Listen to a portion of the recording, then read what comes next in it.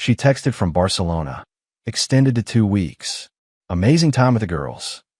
I replied, hope you and Ken are having fun. Divorce papers are waiting. What I found next made my blood run cold.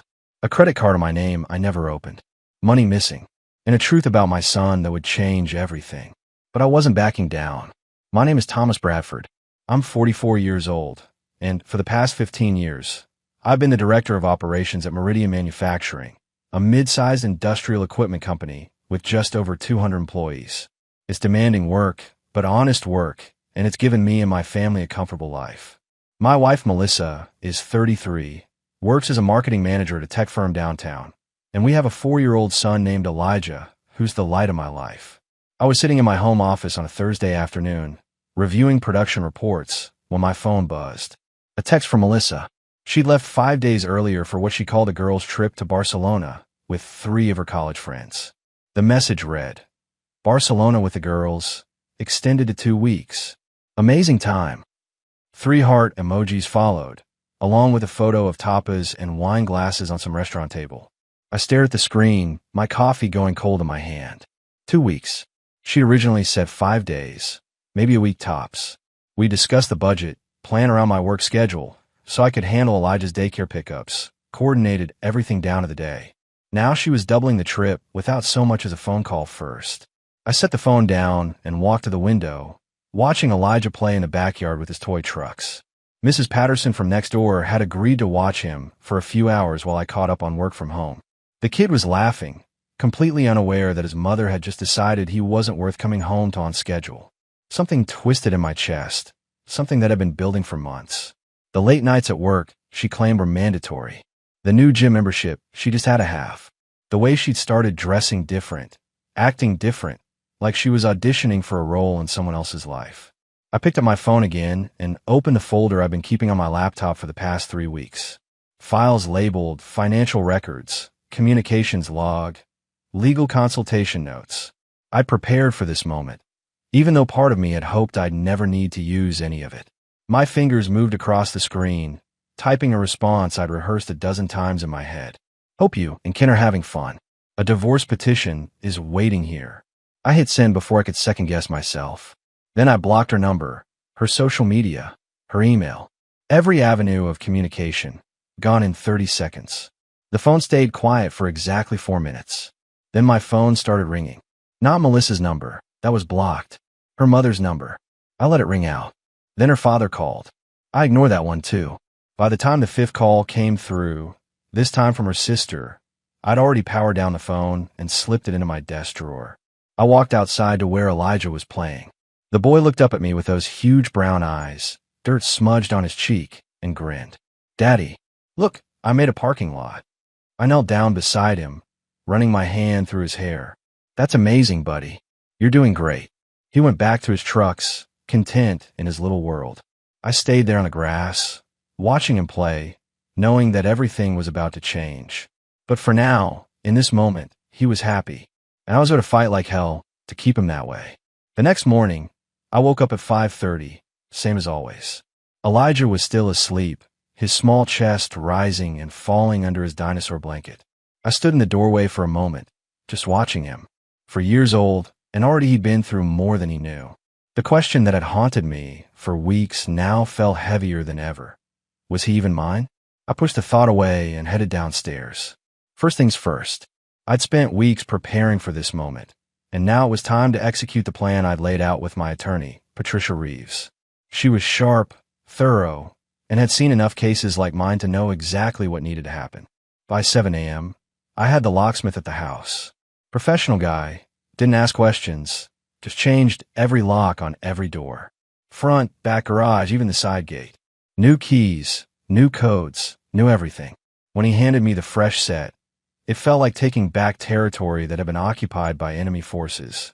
Next, I drove to the bank.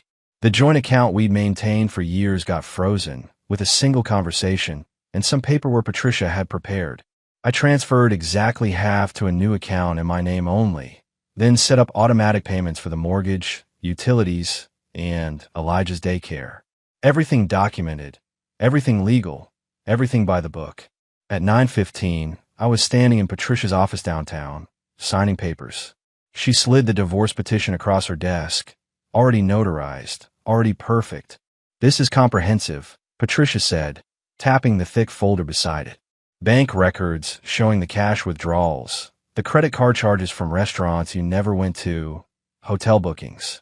Phone records with Kenneth Stevens' number appearing 217 times in the past 4 months. I nodded. And the other thing. She pulled out another folder, this one thinner. The paternity test request. We'll file it as part of the proceedings. Given the timeline and circumstances, the court will likely grant it. My jaw tightened. How long? For the test results? 2 weeks, maybe 3. For her to be served, she'll get the papers within 48 hours of landing back in the States. I signed everything, my hand steady. No hesitation. This wasn't anger, it was clarity. For months, I'd been living in a fog of suspicion and doubt. Now I was walking in sunlight, cold and harsh as it was. By noon, I was back home. I'd picked up Elijah from daycare early, told them there was a family situation, and he'd be staying with me full-time for the foreseeable future. They didn't pry. I've been the one doing pickups and drop-offs for the past 6 months anyway. Elijah and I had lunch together, grilled cheese and tomato soup. He chattered about his friend Mason and something about a turtle they'd seen in a book. I listened, really listened, in a way I hadn't been able to for weeks. My phone sat on the counter, still powered off. I knew what was waiting for me when I turned it on. Voicemails, texts from her parents, probably threats, definitely begging. But that could wait. Right now, my son needed me present, not distracted by the chaos I'd set in motion. After lunch, while Elijah napped, I went through the house methodically. Her cosmetics from the bathroom, boxed. Her clothes from the closet, boxed. The expensive perfume she'd bought last month, the one she said made her feel confident, boxed. Every trace of her, removed like surgical excision of diseased tissue. By the time I was done, 3 boxes sat by the garage door, ready to be dropped at her parents' house. I wasn't being cruel. I was being efficient. The house felt different already. Lighter somehow. Like a weight I'd been carrying for months had finally been set down. I looked around the living room, at the photos still on the walls. Our wedding, Elijah as a baby, family vacations that now felt like scenes from someone else's life. Those would come down later. For now, I had more important things to handle. 3 days after I'd sent that text, I was sitting in a coffee shop 2 blocks from my office, waiting for someone I never thought I'd need to meet. His name was David Harper. Private investigator, former cop, came highly recommended by Patricia.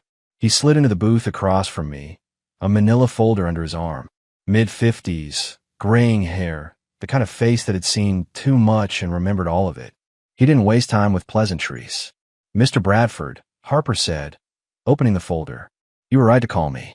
Your wife's been busy. He spread out printouts across the table. Bank statements, credit card receipts, travel itineraries. My eyes went straight to the numbers. $47,000. That's how much had disappeared from our savings account over the past 8 months through cash withdrawals and transfers I'd never authorized. How? I asked, my voice tight.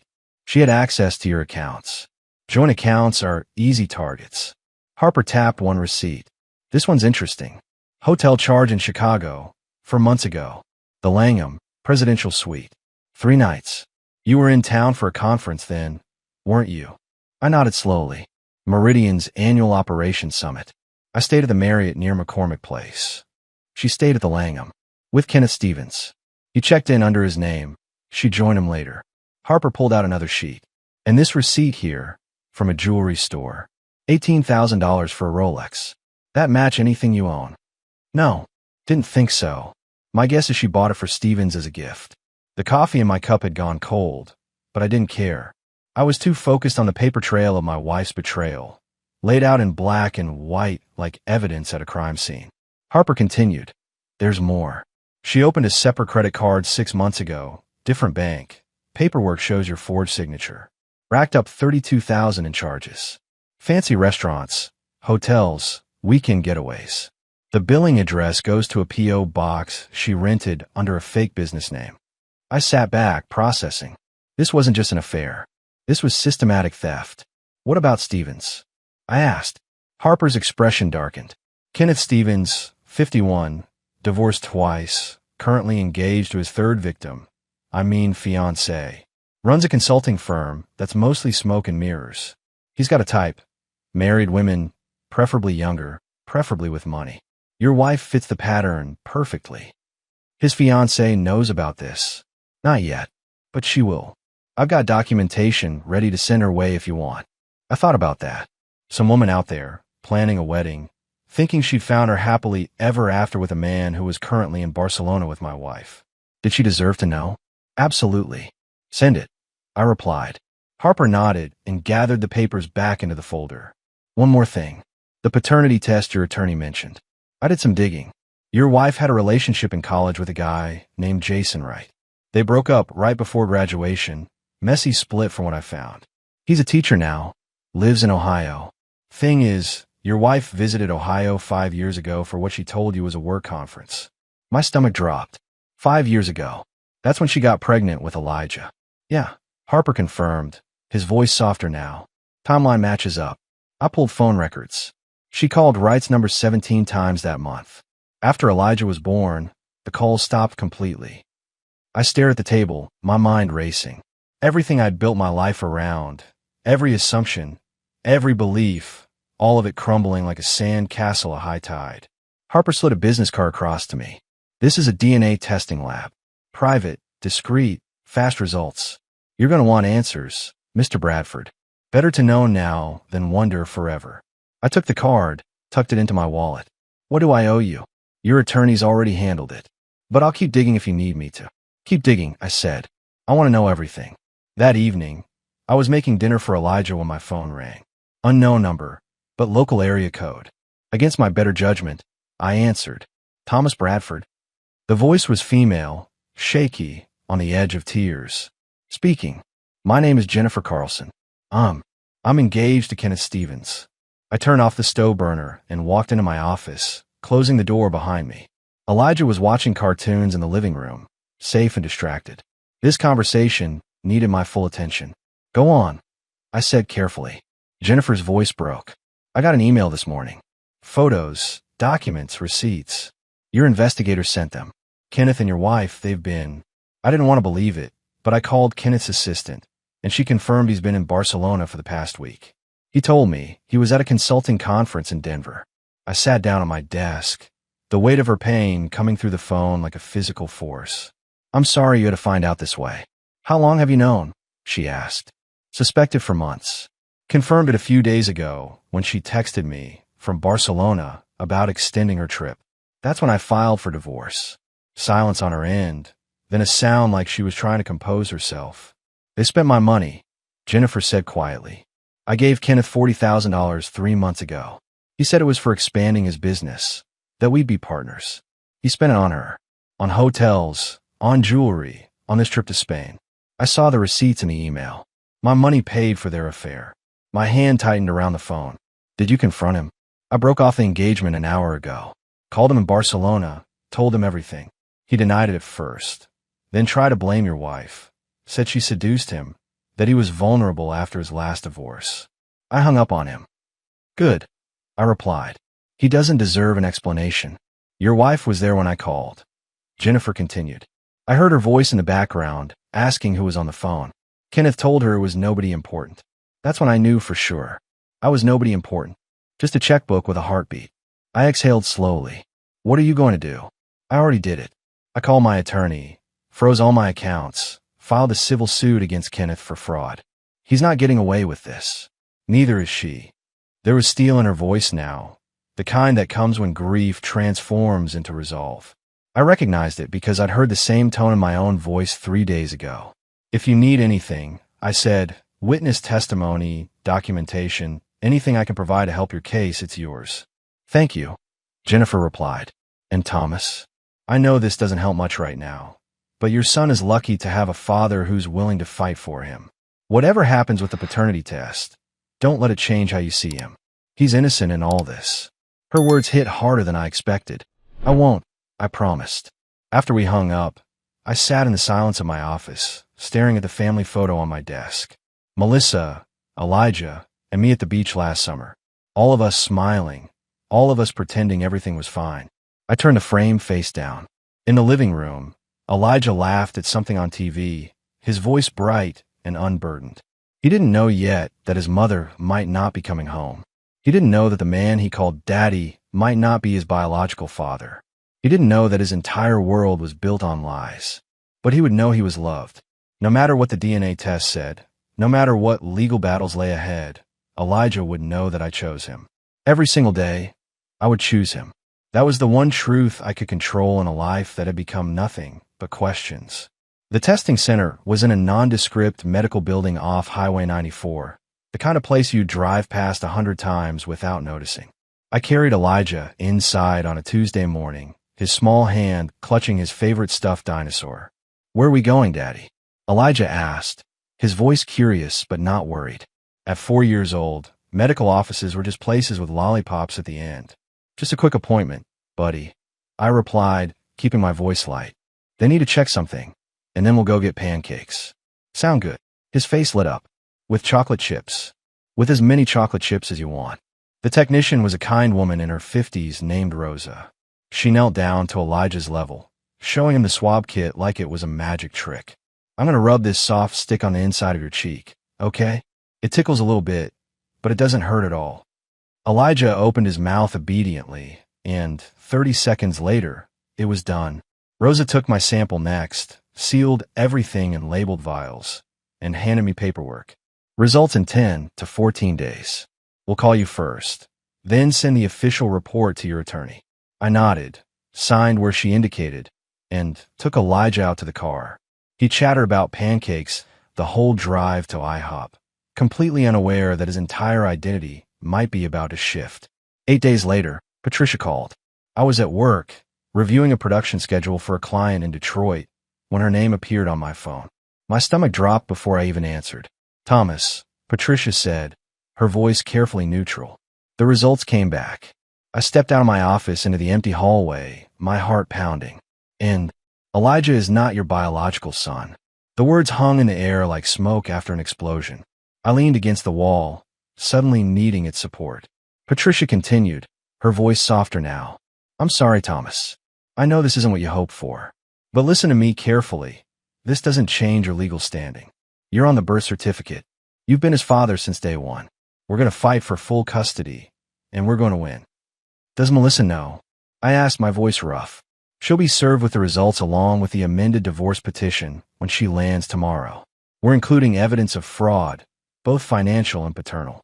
The court will not be sympathetic to her position." After we hung up, I stood in that hallway for a full 5 minutes, just breathing. Elijah wasn't mine. Biologically, he belonged to Jason Wright, some teacher in Ohio who'd had a weekend with my wife 5 years ago and disappeared back into his life, probably with no idea he'd father child. But biology is just DNA. Fatherhood is showing up. It's the middle of the night fevers, the scraped knees kissed better, the bedtime stories read in funny voices. It's teaching him to tie his shoes and catching him when he jumps off the couch convinced he can fly. I'd been Elijah's father for 4 years. That didn't stop just because a lab report said his genes came from someone else. I walked back into my office, closed the door, and called my brother Jake. He answered on the second ring. "Tom, what's up? I need you to do me a favor," I said. "Can you pick up Elijah from daycare today and take him to your place for the night? Something's come up, and I need to handle it before I see him." "Everything okay?" Jake asked, concern in his voice. "It will be. I just need tonight to process some things. He can stay as long as you need. The kid would love it." That evening, alone in my house, I went into Elijah's room. His toy trucks were scattered across the floor, his dinosaur blanket tangled on the bed, his drawings taped to the walls. A family portrait he'd made at preschool showed 3 stick figures, Mommy, Daddy, and me. He'd drawn a son in the corner with a smiling face. I sat on his bed, holding that drawing, and made a decision. Jason Wright could have contributed DNA, but I was Elijah's father. Tomorrow, when Melissa landed and discovered the truth she'd been hiding for years, she'd try to use this against me. She'd argue I had no claim to her son. She was wrong. Elijah was my son, and I'd fight heaven and hell to prove it. Melissa's flight landed at O'Hare at 3:15 on Wednesday afternoon. I knew because I tracked it online, the same way I'd been tracking everything else about her movements for the past 2 weeks. Kenneth Stevens was on the same flight, seated in 12B while she sat in 12A. Cozy. Patricia had arranged for a process server to meet them at baggage claim. Professional guy, experienced with high conflict cases. He waited by Carousel 7 with 2 sets of papers. Divorce petition for Melissa. Civil suit for Kenneth courtesy of Jennifer Carlson's attorney. I wasn't there. Didn't need to be. Patricia had someone recording the whole thing on their phone, discreetly, from a distance. She'd send me the video later. Instead, I was at home with Elijah, who I'd picked up from Jake's house that morning. We were building a castle out of wooden blocks when my phone buzzed. Patricia texting. She's been served. Kenneth too. Both are reacting poorly. I could imagine. Melissa, tanned and relaxed from 2 weeks in Barcelona, suddenly hit with divorce papers detailing her affair, the stolen money, and the paternity fraud. Kenneth, served with a lawsuit from his ex-fiancée for fraud and emotional distress. Both of them standing in the middle of O'Hare International Airport, their carefully constructed lies collapsing in real time. My phone rang 10 minutes later. Melissa's mother, Carol. I let go to voicemail. Then her father, Richard. Voicemail. Then Melissa herself, from a number I didn't recognize, probably borrowed from someone at the airport. I blocked it. At 4:30, my doorbell rang. I looked through the peephole and saw Carol standing on my porch, her face red and tear-streaked. Behind her was Richard, looking older than I remembered. I opened the door but didn't invite them in. Carol. Richard. Carol's voice came out in a rush, desperate and pleading. Thomas, please. Melissa called us from the airport. She's devastated. This is all a horrible misunderstanding. There's no misunderstanding, I replied calmly. Your daughter had an affair with Kenneth Stevens for at least 6 months. She stole $47,000 from our accounts, and she lied about Elijah's paternity for 4 years. Those are facts, not misunderstandings. Richard stepped forward, trying for a reasonable tone. Thomas, I know you're hurt and angry, but think about Elijah. He needs his mother. He needs stability. I corrected. He needs a parent who doesn't abandon him for weeks at a time to vacation with her boyfriend. He needs someone who tells the truth. You're not even his real father. Carol blurted out, then immediately looked horrified at her own words. The silence that followed was arctic. I looked at her with an expression cold enough to freeze water. I've been his father since the day he was born. I've fed him, clothed him, loved him, raised him. Jason Wright contributed DNA. I contributed everything else. So yes, Carol, I am his real father. The only one he's ever known. Richard put his hand on Carol's arm, trying to calm her, but she shook him off. Melissa made a mistake. One mistake, 5 years ago. Are you really going to punish her forever? One mistake. I almost laughed. She's been having an affair for 6 months. She stole nearly $50,000. She lied about paternity for 4 years. That's not one mistake, Carol. That's a pattern of deception. She wants to come home, Richard said quietly.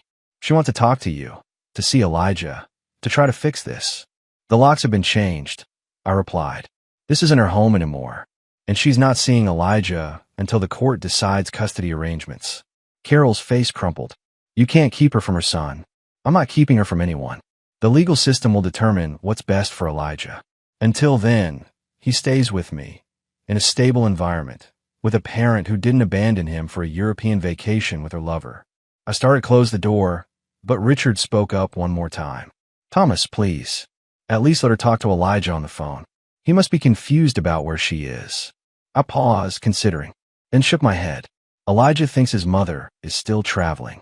When he asks about her, I tell him she'll be home when she's ready. I'm not going to put him in the middle of this mess or let Melissa use him as an emotional bargaining chip. When the court says she can have supervised visitation, we'll arrange it. Until then, no contact. I closed the door on their protests, locked it, and walked back to the living room where Elijah was still playing with his blocks. He looked up at me with those big brown eyes. Who was at the door, Daddy? Nobody important, buddy. I replied, sitting down beside him. Let's finish this castle. For days after Melissa landed back in the States, David Harper called me with news that made my blood boil. I was at my office, finishing up a production meeting, when his name appeared on my screen. Mr. Bradford, I've got something you need to see, Harper said, his voice grim. Can you meet me in an hour? We met at the same coffee shop, same booth. He slid a folder across the table, thicker than the last one. Your wife opened a credit card 8 months ago, Harper began. Used your information, Forge your signature on the application. Different bank than your primary accounts, which is why you didn't catch it. The billing address went to a P.O. box she rented under a fake business name. Meridian Marketing Solutions. I opened the folder, scanning the statements. Charge after charge, all for luxury items and experiences I'd never authorized. The total at the bottom made my stomach turn. $32,000. That's not all, Harper continued. She also withdrew money from Elijah's education fund. You'd set up a $529 plan for him, right? Been contributing $500 a month since he was born. Yes, I said, my jaw tightening. That account should have over $25,000 in it by now. Harper slid another document across. It has $800. She's been withdrawing funds for the past year. Small amounts at first, then larger chunks. The last withdrawal was 2 weeks before she left for Barcelona. $15,000, cleaned out in one transaction. My hands clenched into fists on the table. She'd stolen from our son, from the future I'd been carefully building for Elijah, regardless of whose DNA he carried. That money was supposed to pay for college, for opportunities, for a foundation in life. Where did it go? I asked, my voice dangerously quiet. Combination of things. Someone at Kenneth Stevens directly. I found transfers to his business account labeled as consulting fees. Some went to cash withdrawals, and some went to jewelry purchases. There's a receipt here for a Rolex she bought him 3 months ago. $18,000. Paid for with money from Elijah's college fund. I stared at the receipt, at the casual way my wife had robbed our son's future to buy gifts for her lover. This wasn't just betrayal anymore. This was theft. Criminal theft. What are my options? I asked Harper. Your attorney can file criminal charges for fraud and identity theft. The forged credit card application alone is a felony. Add in the education fund theft, and you're looking at serious legal consequences for her. Do it, I said immediately. File everything. I want her to face every legal consequence available. Harper nodded. There's one more thing. The credit card? It's still active. She used it yesterday at a hotel in Chicago. The Drake Hotel, Presidential Suite. Checked in under her maiden name. Kenneth's with her. Can't confirm, but the room is a double occupancy charge. I sat back, processing. Even after being served with divorce papers, even after being exposed, Melissa was still with Kenneth. Still spending money she'd stolen. Still living like consequences were for other people. Give me proof, I told Harper. Photos, video, whatever you can get. I want documentation that she's continuing the affair even after being served. Consider it done, Harper replied. And Mr. Bradford, your son is lucky to have you fighting for him. Not many men would stick around after finding out the paternity situation. I met his eyes. Elijah is my son. DNA doesn't change that. And I'll be damned if I let Melissa destroy his future the way she's tried to destroy mine. The call from Jennifer Carlson came on Saturday morning. I was making breakfast for Elijah, scrambled eggs and toast, when my phone rang. Thomas, it's Jennifer. I wanted you to know. Kenneth's firm just collapsed. I set down the spatula and stepped into the hallway. Elijah was watching cartoons in the living room, safely distracted. What happened? Jennifer's voice carried a note of grim satisfaction. My lawsuit exposed his financial irregularities. Turns out he'd been embezzling from clients for years, hiding it behind shell companies and fake invoices. When my attorneys started digging, it all came apart. The state licensing board launched an investigation yesterday. His clients are fleeing, his partners are lawyering up, and his bank accounts have been frozen pending the fraud investigation. Good, I said simply. There's more. His ex-wives both filed claims against him for unpaid alimony and child support. Apparently, he's been dodging payments for years. Between my lawsuit, the criminal investigation, and the back payments he owes, Kenneth Stevens is looking at financial ruin and possible jail time. I absorbed that information, feeling a cold sense of justice. And Melissa?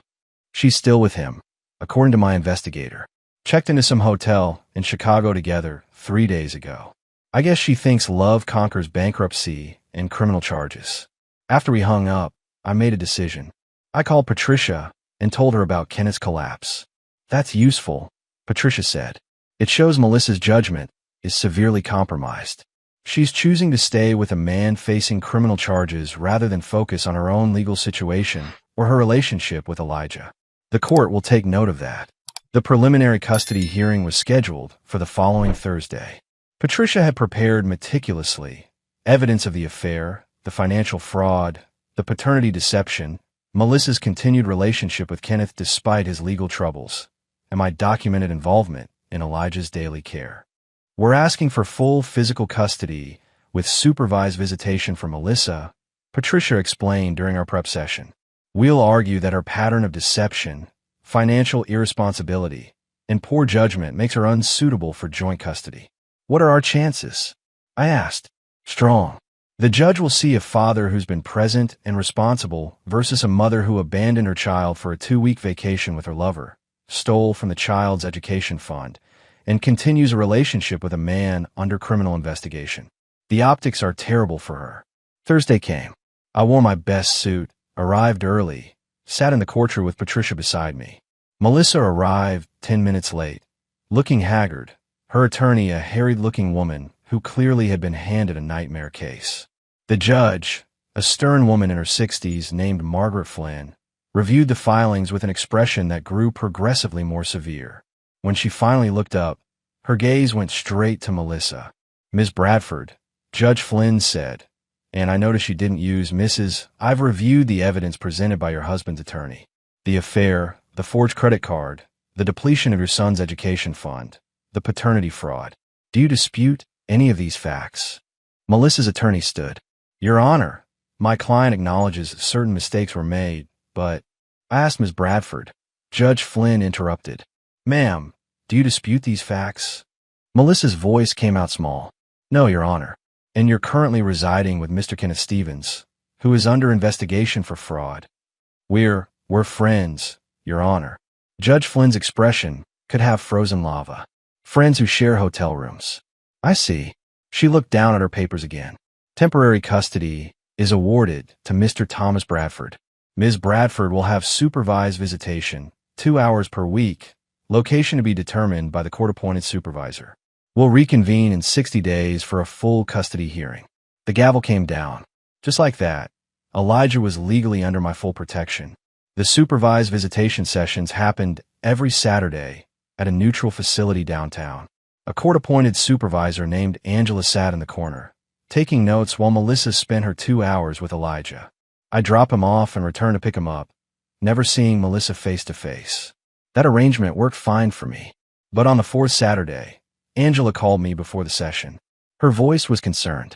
Mr. Bradford, I need to tell you something. Last week, Ms. Bradford tried to coach Elijah. She was asking him leading questions like, don't you miss living with Mommy? And wouldn't it be nice if Mommy came home? I intervened, but I wanted you to know she's attempting to manipulate the child. Thank you for telling me, I replied. Is this going in your report to the court? Absolutely. Any attempt to alienate the child from the custodial parent or manipulate them emotionally is documented. That Tuesday, Patricia called with an update on the final custody hearing, now just 2 weeks away. Kenneth Stevens took a plea deal, she said. 3 years in federal prison for fraud and embezzlement. He starts serving his sentence next month. Jennifer's civil suit is settled, and he's paying restitution to multiple victims. And Melissa? I asked. Her attorney filed a motion claiming she was a victim of Kenneth's manipulation, that she didn't understand the financial crimes were happening. The judge isn't buying it. Between the paternity fraud, the theft from Elijah's education fund, and her continued attempts to manipulate the child during visitation, she's not getting joint custody. Best case for her is expanded supervised visitation. The week before the final hearing, Melissa's parents showed up at my office. Security called me from the lobby. Mr. Bradford, there's a Carol and Richard Henley here, asking to see you. I considered refusing, then decided to hear them out. Maybe they'd finally accepted reality. I had them brought to a conference room. Carol looked older than I remembered, her face drawn with stress. Richard sat beside her, his shoulders slumped. Thomas, Carol began, her voice wavering. We wanted to ask you, for Elijah's sake, to consider dropping the custody fight. Melissa has been in therapy. She's trying to change. No, I cut her off. Richard leaned forward. Just hear us out. She made mistakes, terrible mistakes, but she's still Elijah's mother. Maybe you could agree to joint custody, ease her back into his life gradually. I looked at them both calmly. Elijah's mother stole from his college fund to buy gifts for her boyfriend. She lied about his paternity for 4 years. She abandoned him for 2 weeks to vacation in Europe with a criminal. And even after being caught, after losing temporary custody, she's still trying to manipulate him during visitations. Those aren't mistakes. That's a pattern of behavior. Carol's eyes filled with tears. He's not even your biological son. Why are you fighting so hard? Because I'm his father, I replied simply. DNA doesn't determine that. Being there every day determines that. And I've been there since day one, which is more than I can say for Melissa these past 6 months. They left without another word. I went back to work, my resolve harder than ever. The final custody hearing took place on a cold November morning. I sat beside Patricia, watching Judge Flynn review the mountains of evidence we'd compiled over 3 months. Melissa sat across the courtroom with her attorney, looking diminished somehow, like she'd finally realized the weight of what she'd lost. Judge Flynn looked up. I've reviewed the case file extensively. Ms. Bradford, your actions over the past year demonstrate a pattern of deception, financial irresponsibility, and poor judgment that makes joint custody untenable. Mr. Bradford has proven himself to be a stable, responsible parent who prioritizes the child's well-being above all else. She adjusted her glasses. Full legal and physical custody is awarded to Thomas Bradford.